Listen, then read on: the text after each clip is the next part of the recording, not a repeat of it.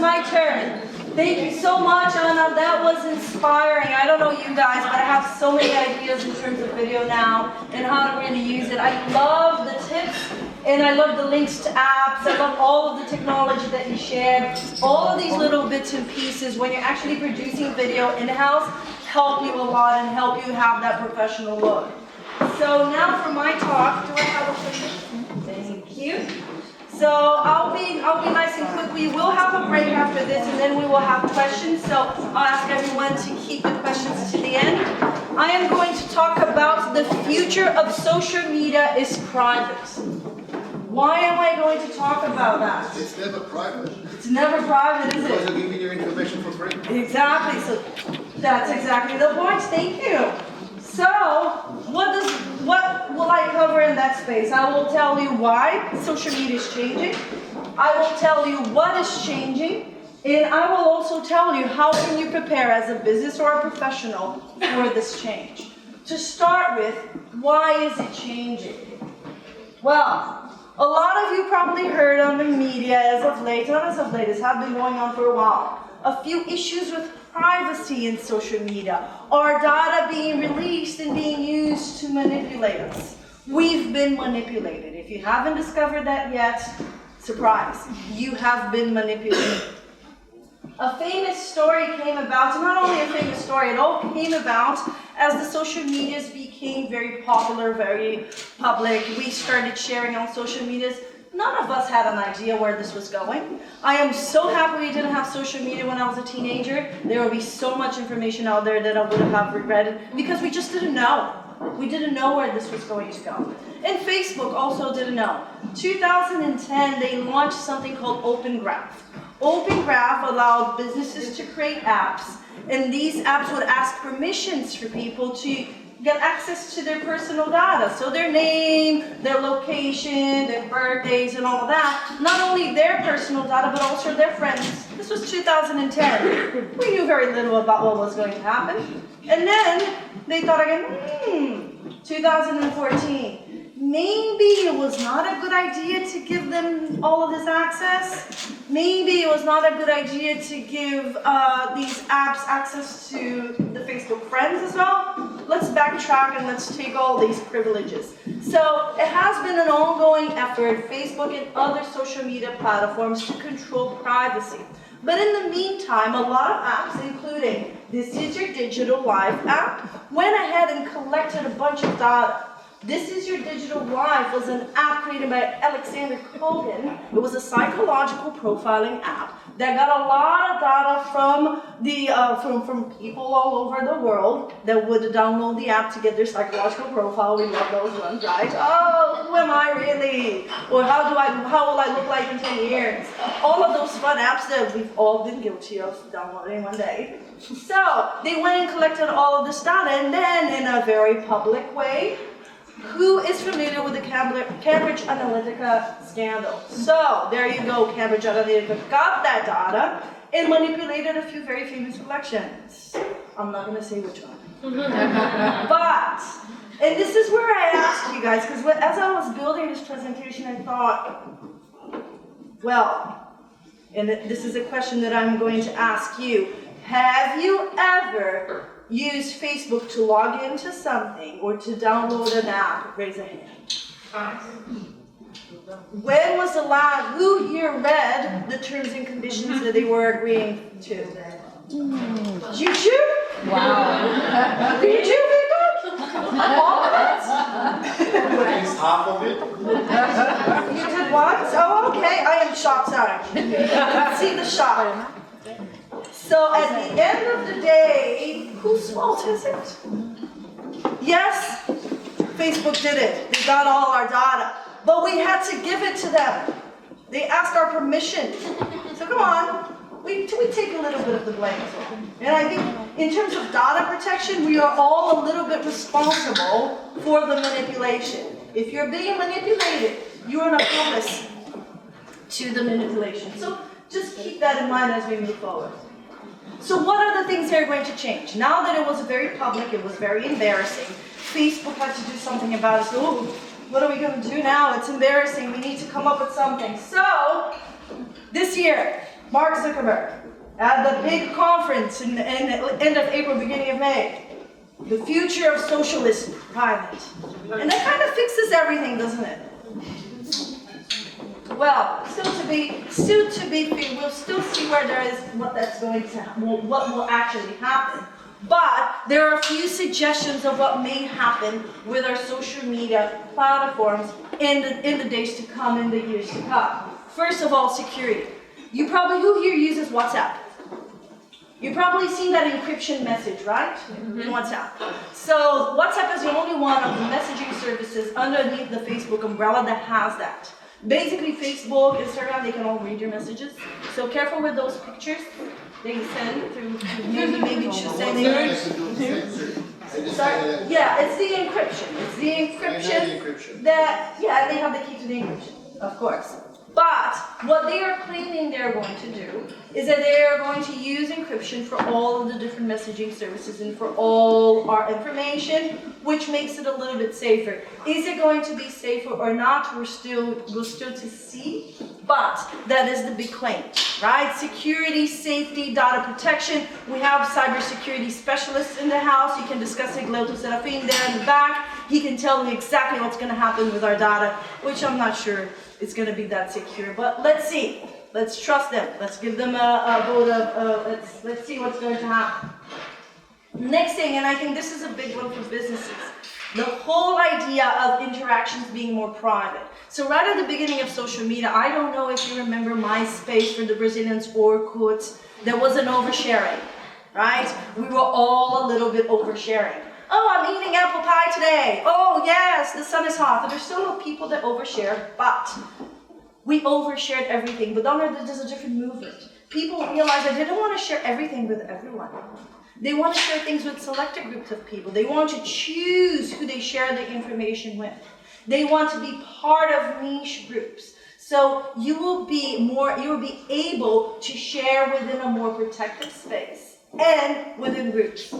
You probably, if I ask you today, with the people that you trust, the people that you share information, think about your WhatsApp groups. Think about your Facebook groups. Think about the groups that you are part of, that you trust a lot more than you do the open space of social media, because it's so much noise. There's so much advertising, there's so much content. But within the protection of these groups, you feel safer and you trust the information that's in them. So privacy, groups, and choosing who you share your information with. Another one, who noticed that there's no more likes or little hearts on Instagram? Everyone notice? Who's missing it? No. You missing it? Okay. Oh, I like honesty. I like that people are really bringing their being missing the like. Why do you think that happened? Does anyone know why that happened? Because people making too much money off them. Man, you're ruining everything. Please. You should be here, right? You should be here. The thing is, the official message is because it was affecting people's emotional side or mental health, because they were using that as social proof, and then people were feeling depressed because they weren't getting the likes. That's the official message. What some people, businesses, I'm not saying myself, some people think, is that because businesses weren't getting as many likes, they weren't getting as much traction, they took it away. So then the perception is it's an equal platform. It allows more businesses and more advertising money to come into play. It's still a test. Let's see where it goes. It's interesting to see that they usually roll these things out in Australia because it's a controlled environment. There's only 20 million people. Let's see if it explodes. It's only 20 million people. So we're fine. And then we roll it out to the rest of the world. So we'll see what happens. Another one, and I love this one, that they have this new feature called short-lived content. It was actually created by Snapchat. If any of you had Snapchat, Snapchat created this really cool feature, short-lived content. And then someone installed it. And then it's all on Facebook, it's all on Instagram. But the thing is, in the trend, the idea moving forward is short-lived content will become more and more of a trend because people have the feeling of safety. But if anyone has ever taken a screenshot with their phone, is it safe? You just do a screenshot. Screen video too. There you go. Man. I think this is really working. So, is it short-lived content? Is it protecting anyone? Is it giving us a sense of false security? And I think that's very important. Remember when we had Donald Trump pointing a finger at you? It's your responsibility. You know better. Right? So short-lived content, it's a little bit of a, okay, I think it's safe, but the reality is you have to take responsibility for it. Another one, and I love this one for business, is the interoperability of all the messaging services. So for example, your marketplace Facebook, who here has shopped on the marketplace for Facebook? I love it. I just moved houses, I've been selling everything, and I love that the students say, oh, I saw that you're moving houses because you're selling all these things on the marketplace. Yes, I am. You guys, please buy things from me, I'm selling. So, just saying. But the thing is, imagine you're in the marketplace. Instead of giving people my actual number, I can message them on WhatsApp. Yeah. In that communication, you as a business, you can now contact people across all of these different platforms. This becomes a lot more powerful for you. So if you're not using these messaging services as a business tool yet, it's something to look into. Another one, Libra. Who heard about Libra? Yeah? So, Facebook wants to create their own cryptocurrency. Does everyone know what cryptocurrency is? Yeah. Basically digital money. So they want to take over the world. I'm really worried about it. But a lot of people are worried about it as well. A lot of policymakers are wanting to stop them. But there is a proposal in place to create Facebook's cryptocurrency. That means not only remember the interconnectivity through the messenger apps, I'm on the marketplace, I don't pay you with money, I pay you with Libra. And then your Libra, guess where you can only use the Libra? Inside the Facebook, Instagram, WhatsApp. Do you see where they're going with this? Yes. Mm-hmm. So, oh yeah, the future is private. Great. Great news, we love it. So let's see what happens with this, but this is something that you need to keep an eye on. There's one good thing, not one good thing, there's a few good things, but there's one thing that caught my attention as I was doing a little bit of reading and research to prepare for today. For those of you, who here works in marketing or has a marketing role, you probably heard that organic traffic is dead.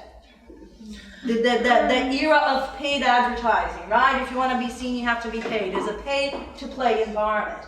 Where? Well, there is a big claim from Facebook now that with people with more than 10,000 followers, don't know who this applies to, you can actually organically target your fans. So you can actually choose, as you're posting in your newsfeed, you can actually choose your most active fans, and you can post relevant content to them. And that's not paid ads. That's organic. So I want to see where that goes. And if anyone is doing, please come to have a chat with me and tell me what the experience has been for you, because I haven't had a conversation with a business who's using this feature yet. So it'll be interesting. Also the feature of the most,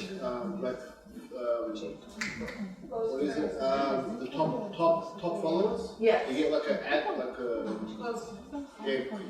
top followers or something. Yeah, you get to replicate that audience, right? In Boost. Lookalike. Yeah, lookalike, audience lookalike. That's right. So these are a few things, and there's a lot more happening. I just picked the ones that I think are the most relevant for you guys working in marketing, for you guys running your business and setting up brands.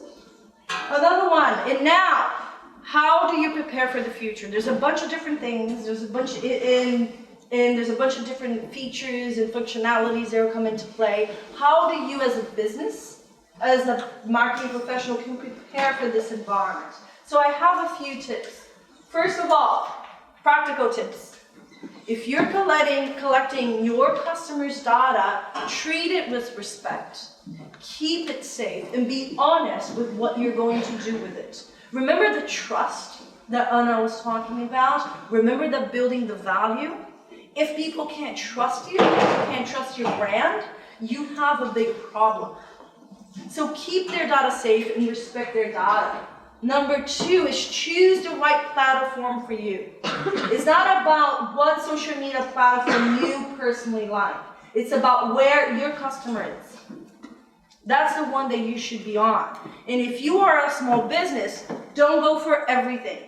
Because I see a lot of these businesses, they get these automation tools, right? Like Hootsuite or Buffer, and they put all the social media platforms, they create one content and they blast it all over their social media. It doesn't work like that.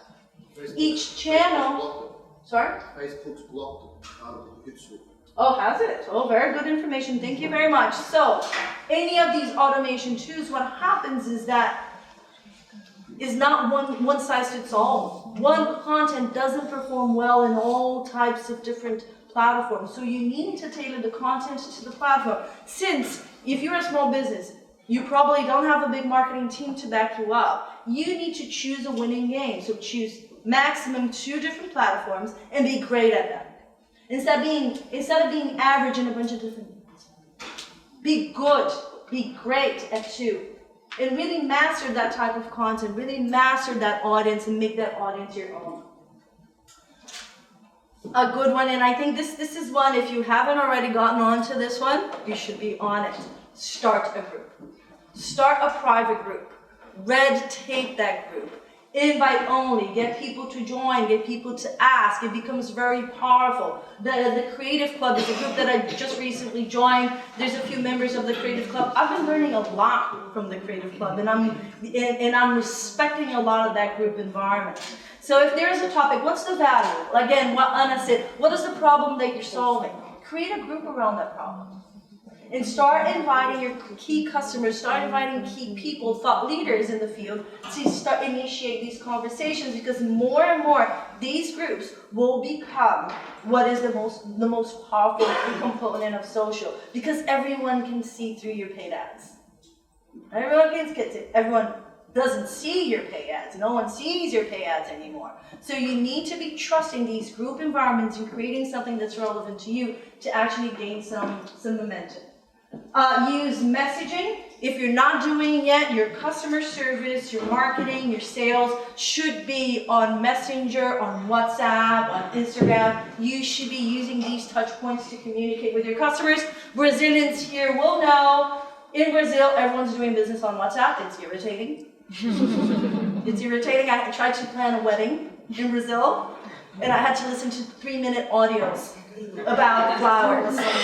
So it's not fun, but it is what it is. It's what the customer wants, it's not about what you want. So, exactly, that takes me into content is king. What everyone told you today, every single speaker, is the content that is valuable is king. And that is going to make or break. Pushing ads down people's throats doesn't work anymore. You need to create value. So think about the customer first. For those of you who were at a talk that I spoke about empathy, I go back there. Put yourself into your customer's shoes. What do they want and need? What are the things that they want out of your business? What is the value that they're searching for? That's the first question you answer when you're building content. And be human, don't be a brand. No one woke up yesterday thinking, oh, I'm going to check what Coca-Cola is doing today.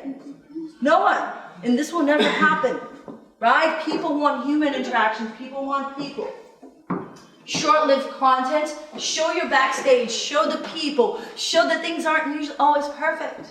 People want to see that. Inspire people with your content. Who do they want to be?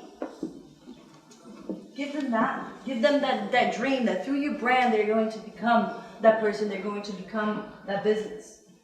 Explore a lot of video, and Anna did a wonderful job with the video content, so really explore video, because one of the things about video, you know that YouTube is becoming the biggest search engine after Google. So if you're not on video, if you can't be found on YouTube, you might have a problem in the coming years. Go native, so native content, not that content that's an advertising piece. Give value, bring that value, and that value will bring you a new customer, and most importantly, keep a customer, because all the marketers in the room will know exactly what I'm saying. It will be a lot cheaper for you to keep a customer than it is to get a new one. Yeah. So keep your customers happy, keep your customers coming for more. So before, in the last thing, I'm not going to talk a lot about language, but the last thing to future-proof your business is education, regardless of where you're going to seek education. And if you're here, you are a lifelong learner. You're here to learn something. So you need to commit to being a lifelong learner, because all of this information that we shared with you today can change tomorrow. So if you're not a lifelong learner, how will you know? We become irrelevant in the marketplace like that. It takes a split second. I remember one day I was teaching something about LinkedIn on a Monday, on a Friday it was irrelevant. It is very important for you, whatever channel, however you choose to seek your education, seek to continuously learn. B.Talks is a great place to do it. At Laneway, we do provide education in entrepreneurship, marketing, coding, business, leadership. We do it in a very different and engaging manner. Our students are here to tell you about it, so I won't even go into the detail. If it's not Laneway, choose a channel, choose something that you, a place or a resource that you love, and learn. Never stop learning, because if you do, you will lose your job, your business will fail, because everything you know now may be irrelevant tomorrow. So, recap. Why is it changing? The whole privacy scandals and Facebook trying to react to it. What will change? More safety, we hope so. We'll be working with more groups. We have the threat of the cryptocurrency and the interoperability of our messaging services. And let's try that organic targeting. If anyone can try it and tell me how it works, I would love to hear about it. And how to prepare for your future. We heard a little bit of a few practical actions that you can take. Content is king, and I think that if any message that you took out of today, content is king. And education. You want to prepare yourself for the future? Educate. Commit to your own education, commit to your own professional development. Be it B.Talks, at Laneway, whatever institution you choose to go to. YouTube. There's so much information on YouTube. Go and seek and continuously improve yourself. Thank you so much for your time.